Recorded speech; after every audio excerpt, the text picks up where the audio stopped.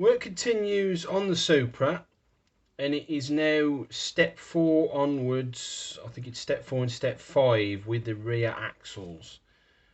Here's the completed rear axle. So a little bit of rinse and repeat.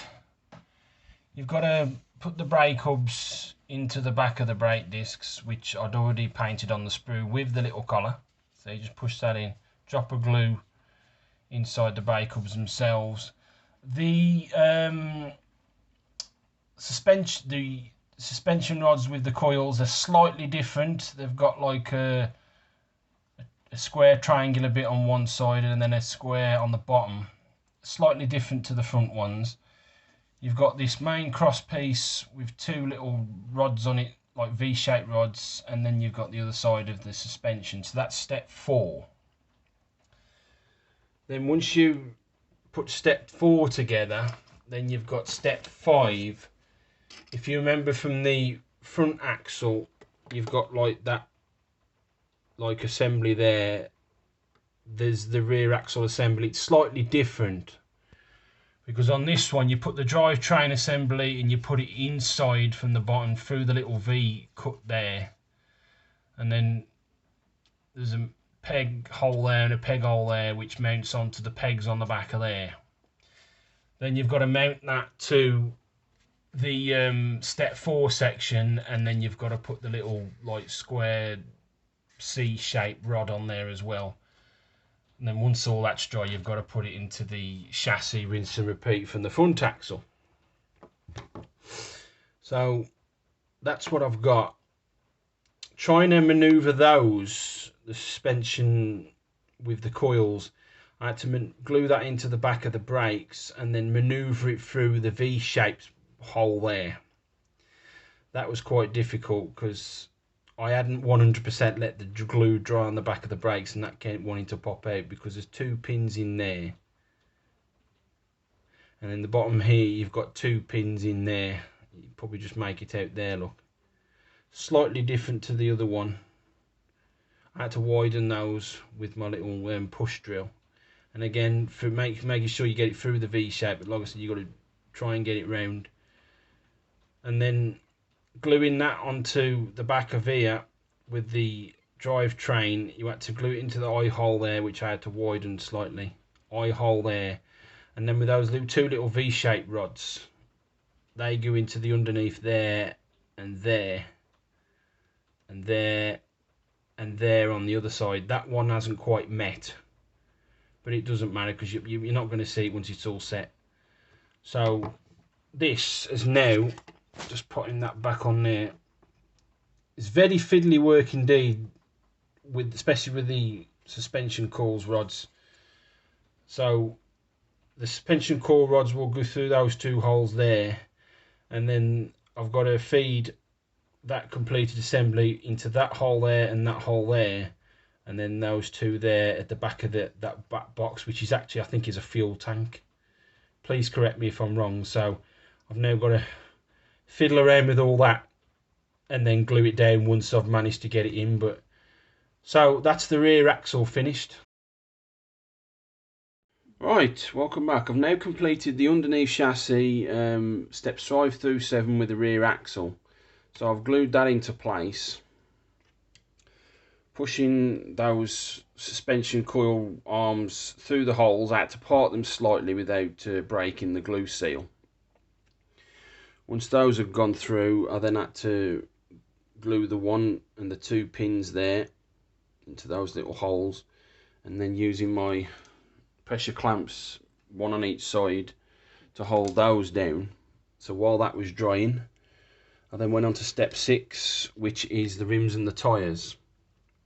Now with the rims, I didn't strip them.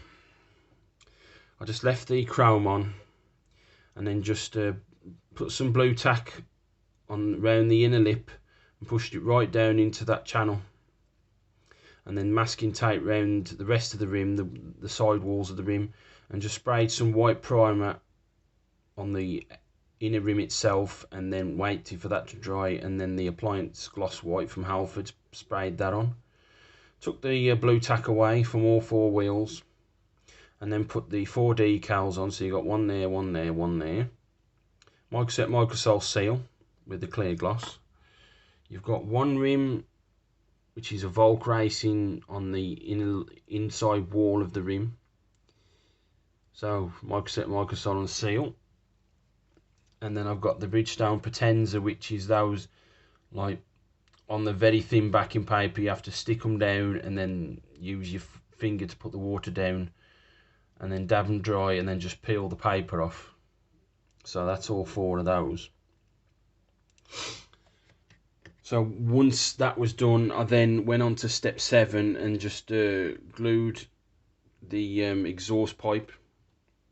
It glues there, and it joins there on the front axle assembly with the engine, as it says in step 7.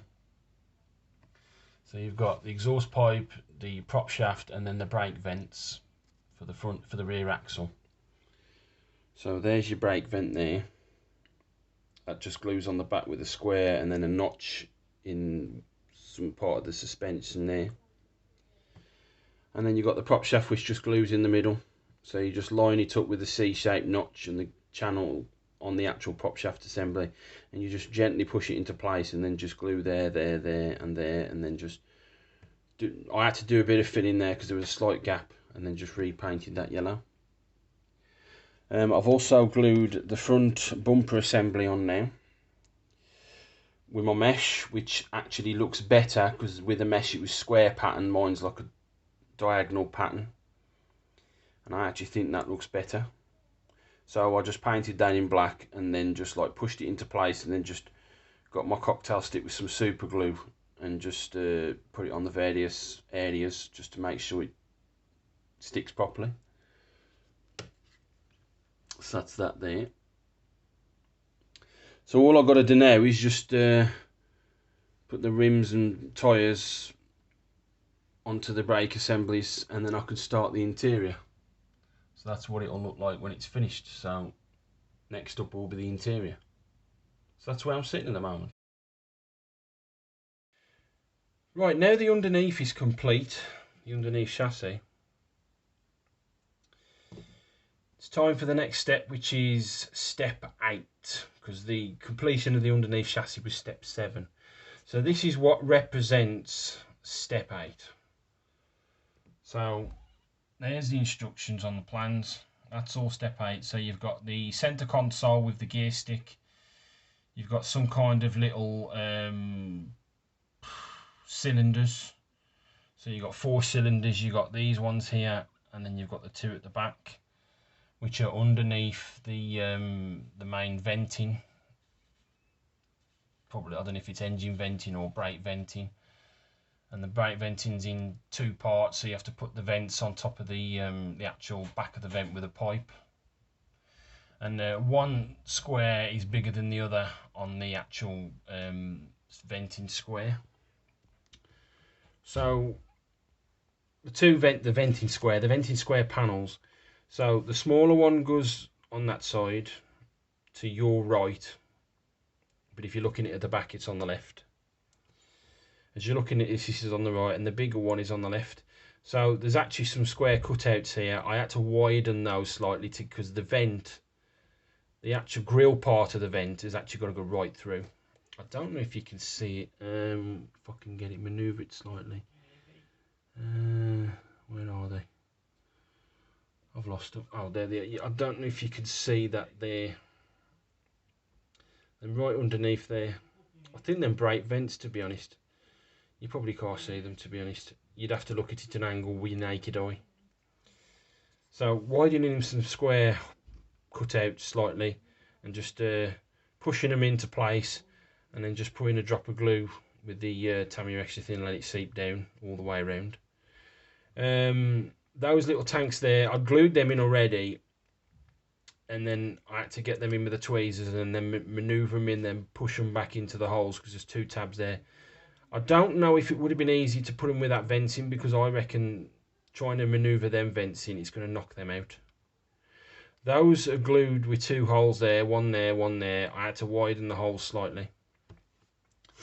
And then it's just the centre console there's actually no detail on it, to be honest. It's just the raised little bits on the dashboard, and I just painted them in the various different colours because I've looked into some reference photos of the Supra, some onboards, and then there's a restoration project going on. I think that went on last year. It was completed early this year, and there's actually a lot more bits and bobs on there. Maybe I could have put a decal on there or something.